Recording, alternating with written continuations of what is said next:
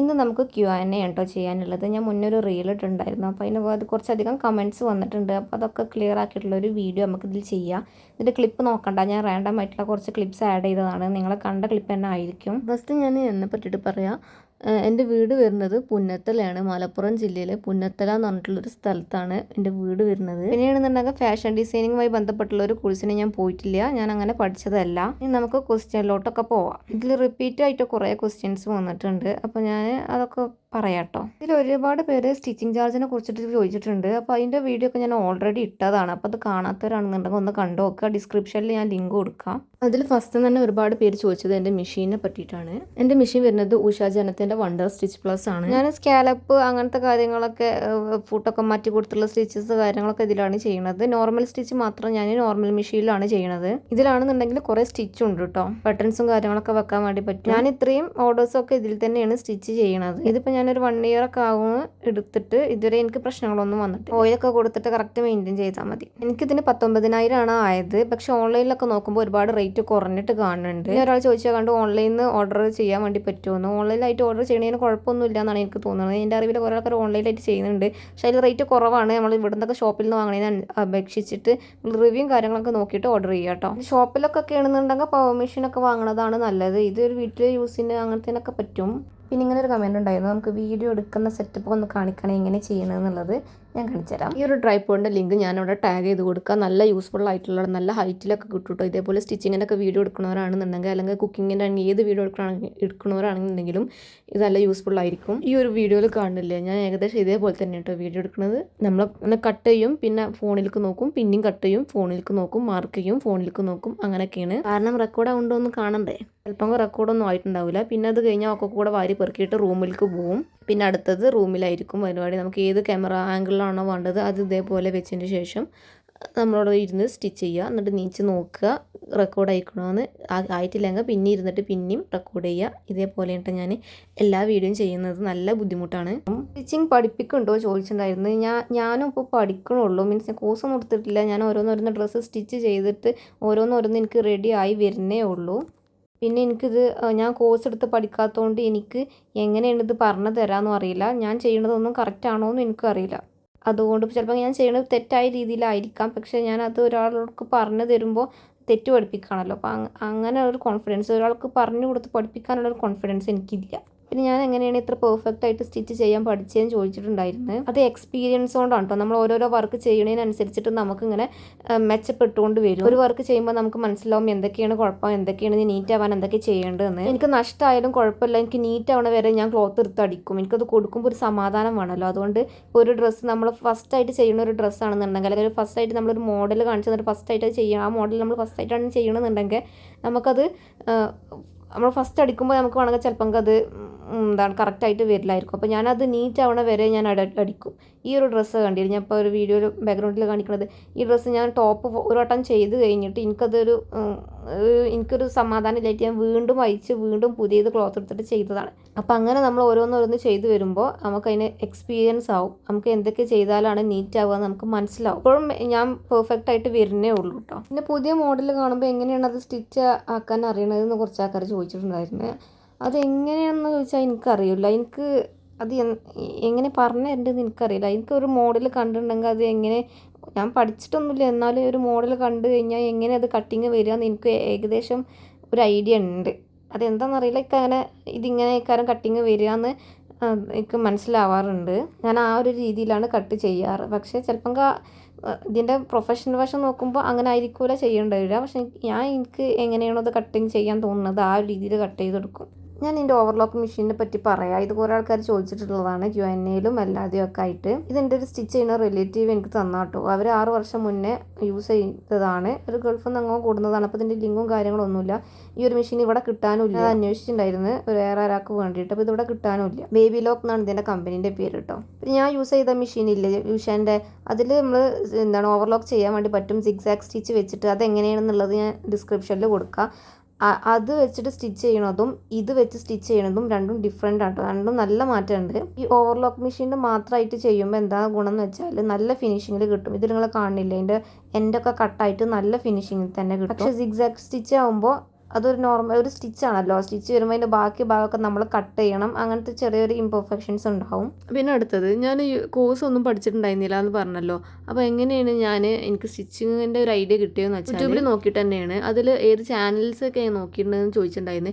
ഞാൻ ഒരു ചാനൽ ഇന്ന ചാനൽ എന്ന് പറഞ്ഞിട്ടുള്ള അങ്ങനെ ഒന്നുമില്ല. അപ്പോൾ നമുക്ക് സിബ് വെക്കാനാണ് അറിയാത്തത്. അപ്പോൾ എങ്ങനെയാണ് സിബ് വെക്കേണ്ടത് നോക്കുമ്പോൾ നമ്മളത് സെർച്ച് ചെയ്യുമ്പോൾ എങ്ങനെയാണ് സിബ് വെക്കേണ്ടത് എന്നുള്ളത് അത് സെർച്ച് ചെയ്യുമ്പോൾ അതിൽ അതിന് റെഫറൻസ് ആയിട്ട് കുറേ വീഡിയോസ് വരുമല്ലോ. അതിലേതെങ്കിലുമൊക്കെ ഇരുന്ന് വീഡിയോ എടുത്തിരുന്ന് കാണും. അത് മനസ്സിലായില്ല എന്നുണ്ടെങ്കിൽ വേറൊരു വീഡിയോ ഇരുന്ന് കാണും. ഇനിയിപ്പോൾ അതല്ല, നമുക്ക് ആം ഹോളും മറ്റ് നെക്കും കാര്യങ്ങളൊക്കെ എങ്ങനെയാണ് സ്റ്റിച്ച് ചെയ്യേണ്ടത്, ബേസിക് ആണല്ലോ അതൊക്കെ. അതാണ് എങ്ങനെ സ്റ്റിച്ച് ചെയ്യേണ്ടതെന്ന് അറിയാത്തതാണെന്നുണ്ടെങ്കിൽ അത് സെർച്ച് ചെയ്യും, അതെങ്ങനെ കാണുക എന്നുള്ളത്. അപ്പോൾ അതിൽ കുറേ വീഡിയോസ് വരുമ്പോൾ അതിൽ ഏതെങ്കിലുമൊക്കെ ഒരു വീഡിയോ ഇരുന്ന് കാണും. അല്ലാതെ ഇന്ന ആളത് ഇന്നതൊന്നുമില്ല. അപ്പോൾ അതാണ് ഇതിനെക്കുറിച്ച് പറയാനുള്ളത്. ഓവർലോക്ക് ഇല്ലാതെ ബിസിനസ് സ്റ്റാർട്ട് ചെയ്യാൻ പറ്റുമോ വെച്ചാൽ സ്റ്റാർട്ട് ചെയ്യാൻ പറ്റുമൊക്കെ ചെയ്യും. പക്ഷേ അതിൻ്റേതായിട്ടുള്ള റേറ്റ് ആവും അപ്പോൾ നമ്മൾ ഇടുന്നുണ്ടാവുക. നമ്മൾ ഓവർലോക്കൊക്കെ ചെയ്ത് എല്ലാ ഫിനിഷിങ് നല്ലൊരു ഓവർലോക്ക് ചെയ്യുമ്പോൾ തന്നെ നല്ലൊരു ബൊട്ടിക്ക് സ്റ്റാൻഡേർഡ് ഫിനിഷിങ് ഉണ്ടാവും. പുറത്തുള്ള പോലെ തന്നെ നമുക്ക് ഉള്ളിലും ഫിനിഷിങ് ഉണ്ടാവും. ഫസ്റ്റ് തന്നെ നമ്മൾ ഡ്രസ്സ് കസ്റ്റമർ കാണുമ്പോൾ കൊള്ളാം എന്ന് തോന്നും അവർ. അപ്പോൾ നമുക്ക് ഒരു എമൗണ്ട് ഇടുമ്പോൾ കുഴപ്പമുണ്ടാവില്ല. പിന്നെ ഓവർലോക്ക് ഒന്നും ചെയ്തിട്ടില്ല എന്നുണ്ടെങ്കിൽ ആ നൂല് ഇങ്ങനെ പോകുന്നോണ്ടിരിക്കുമല്ലേ, അത് കാണുമ്പോൾ കുഴപ്പമുണ്ടാവില്ല എന്നുണ്ടെങ്കിൽ പിന്നെ ഇങ്ങനെ യൂസ് ചെയ്യുമ്പോഴൊക്കെ അതിങ്ങനെ പോകുന്നോണ്ടിരിക്കുമ്പോൾ അതിൻ്റെ ഒരു മതിരിയല്ലേ കാണുമ്പോൾ.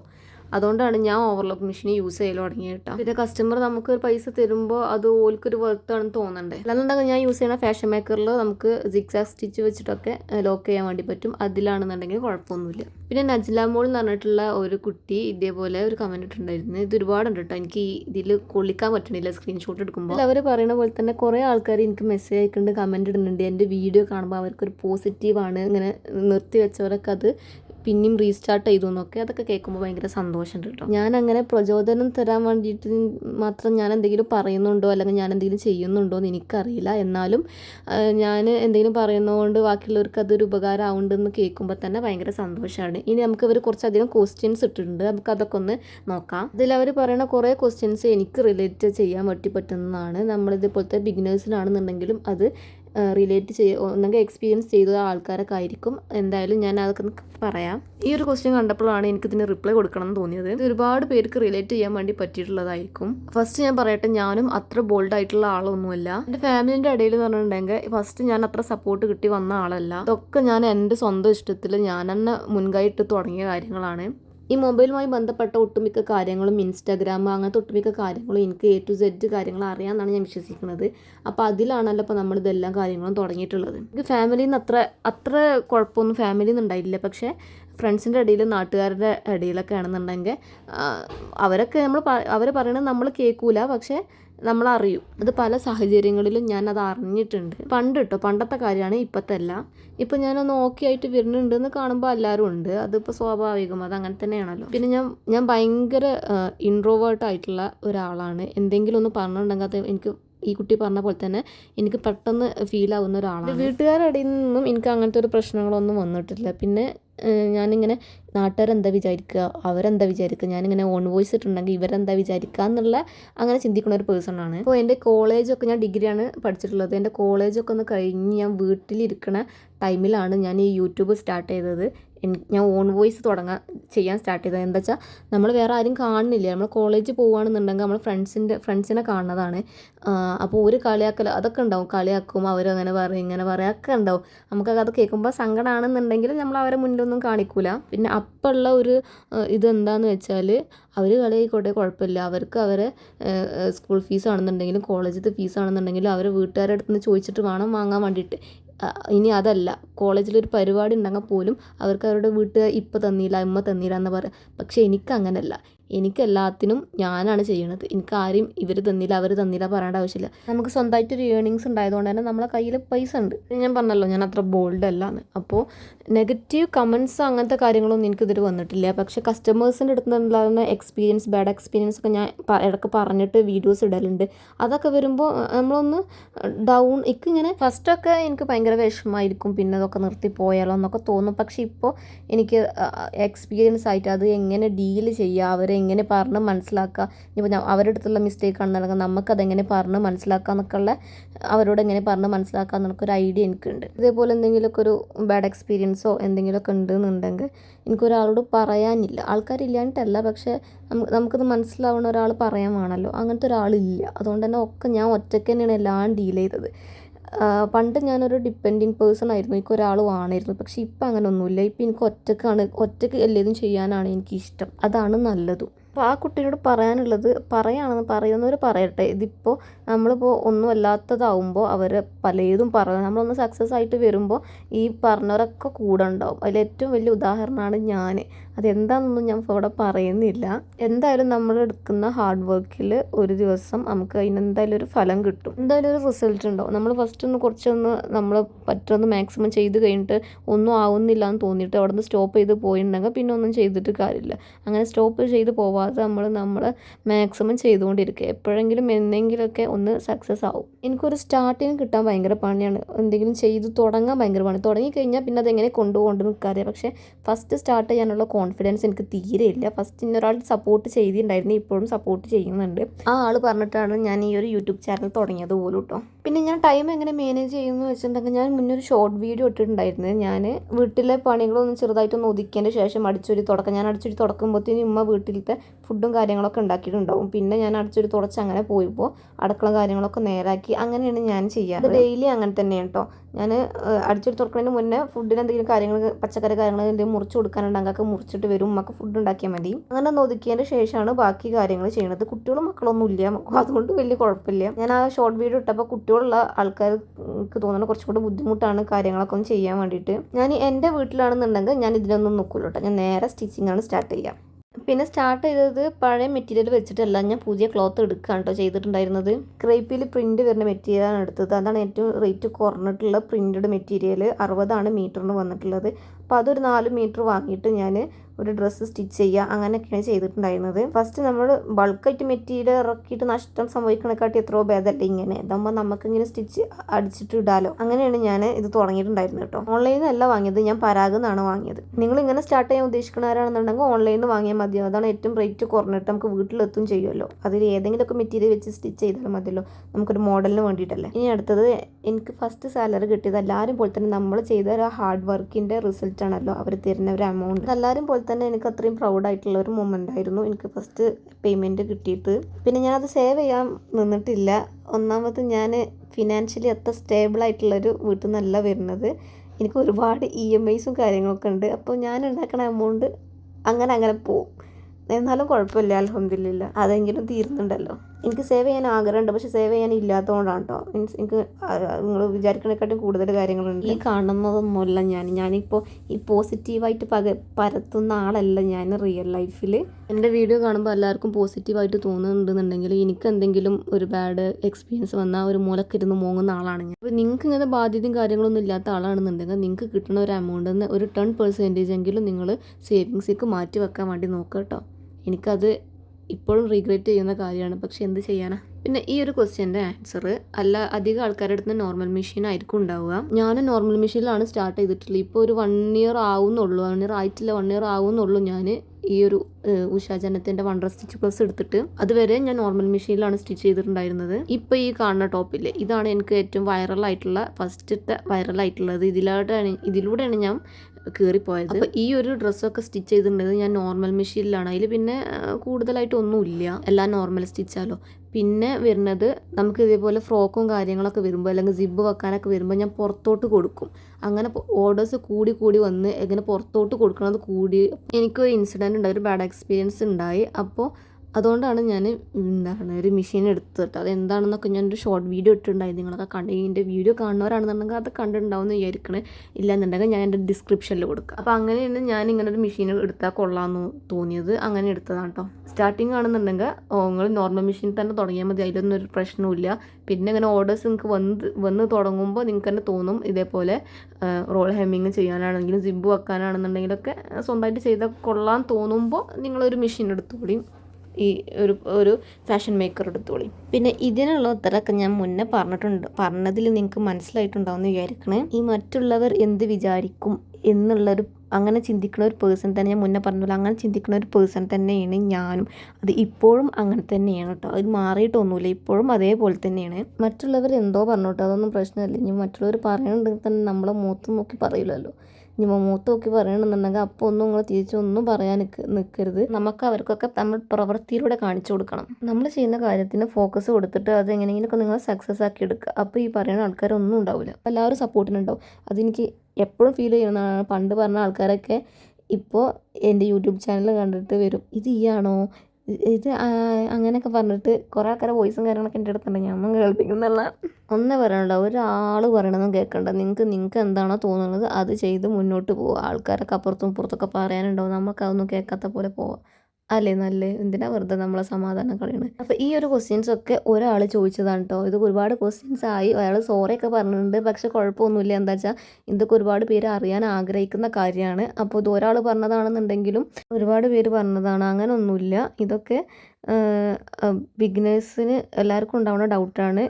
ഇതൊക്കെ ഞാൻ ഫസ്റ്റ് തുടങ്ങിയപ്പോൾ ഞാൻ അനുഭവിച്ചിട്ടുള്ള കാര്യങ്ങളൊക്കെ ഉണ്ട് കേട്ടോ. എൻ്റെ എക്സ്പീരിയൻസ് എന്ന് ഞാൻ പറഞ്ഞിട്ടുള്ള കാര്യങ്ങളാണ്. ഇപ്പോൾ തന്നെ വീഡിയോ ഒരുപാട് ലെങ്ത് ആയി എന്ന് വിചാരിക്കുന്നു. ഇനി അടുത്തത് ഈ കമൻറ്റ്, ഞാൻ കമൻറ്റൊക്കെ സ്ക്രീനിൽ കൊടുക്കട്ടോ, നിങ്ങളത് വായിച്ചാൽ മതി. എനിക്കതിങ്ങനെ വായിക്കുമ്പോൾ പിന്നെ ലെങ്ത്ത് കൂടും. ഞാൻ ഇൻസ്റ്റാഗ്രാം വഴിയാണ് ഓർഡർ എടുക്കുന്നത്, ഓൺലൈനായിട്ടാണ് ചെയ്യുന്നത്. ഞാൻ ചെയ്യണ പോലെ ചെയ്യണം എന്ന് നിങ്ങൾക്ക് അത് കുറേ ആൾക്കാർ ചോദിച്ചിട്ടുണ്ട്. ഇൻസ്റ്റാഗ്രാമുമായി ബന്ധപ്പെട്ടുള്ള എങ്ങനെയാണ് ഓർഡേഴ്സ് എടുക്കുക, അതിൻ്റെ ഇപ്പം ABCD അറിയാത്ത ആൾക്കാരാണെങ്കിൽ മൊത്തത്തിലൊന്ന് പറഞ്ഞു തരുമെന്ന്. നമുക്ക് ഇൻസ്റ്റാഗ്രാം എങ്ങനെയാണ്, എന്താണ്, എങ്ങനെ അക്കൗണ്ട് തുടങ്ങണം, ആയിട്ട് A to Z കാര്യങ്ങൾ നമുക്ക് ഒരു വീഡിയോ ആയിട്ട് ചെയ്യാം കേട്ടോ. അതിൽ നമ്മളൊരു അക്കൗണ്ട് തുടങ്ങി വെച്ചിട്ട് നമുക്കിങ്ങനെ ഓർഡേഴ്സ് വരില്ല. നമ്മൾ അതിൽ നല്ല എഫേർട്ട് ഇട്ടാലേ നമുക്ക് ഓർഡേഴ്സ് വരുള്ളൂ കേട്ടോ.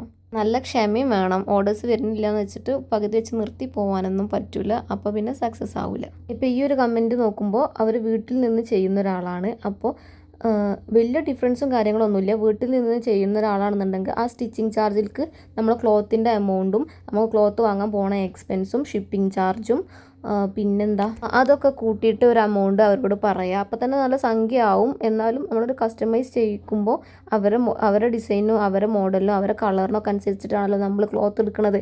അപ്പോൾ ഒരു എമൗണ്ട് എന്തായാലും വരും. അപ്പോൾ നിങ്ങൾ വിചാരിക്കുന്നുണ്ടാവും ഇത്രയും എമൗണ്ടിനൊക്കെ വാങ്ങാൻ ആൾക്കാരുണ്ടാവുമെന്ന്. വാങ്ങാൻ ആൾക്കാരുണ്ട് കേട്ടോ. അതിന് ഏറ്റവും ഉദാഹരണമല്ല ഞാൻ ചെയ്യണില്ല, നിർത്തി പോയിട്ടൊന്നുമില്ലല്ലോ, നമുക്ക് ഓർഡേഴ്സ് വരുന്നതുകൊണ്ടല്ലേ ചെയ്യണത്. ഇതിനെക്കുറിച്ച് ഞാൻ ഡീറ്റെയിൽ ആയിട്ട് പറയുന്ന ഒരു വീഡിയോ ഞാൻ ചെയ്തിട്ടുണ്ട്. ഞാൻ ഡിസ്ക്രിപ്ഷനിൽ ലിങ്ക് കൊടുക്കുക, നിങ്ങൾ എല്ലാ ലിങ്കും കയറി കണ്ടാൽ മതി കേട്ടോ. അതിൽ ഞാൻ ഡീറ്റെയിൽ ആയിട്ട് എല്ലാം പറയുന്നുണ്ട്. അളവ് എങ്ങനെയെന്ന് കൊടുക്കുക വെച്ചാൽ നമുക്ക് എവിടെയൊക്കെ ഒരു ഡ്രസ്സ് ആകുമ്പോൾ അതിൻ്റെ എവിടെയൊക്കെയാണോ നമുക്ക് അളവ് കിട്ടുന്നത്, ചെസ്റ്റ്, വേസ്റ്റ്, ആം ഹോള്, അങ്ങനെ എവിടെയൊക്കെയാണോ കിട്ടുന്നത് എന്നുള്ളത് അത് അവർക്ക് വിട്ടുകൊടുക്കും. ഇന്ന സ്ഥലത്തെ മെഷർമെൻറ്റ് നമുക്ക് കിട്ടണം എന്ന് പറഞ്ഞിട്ട്.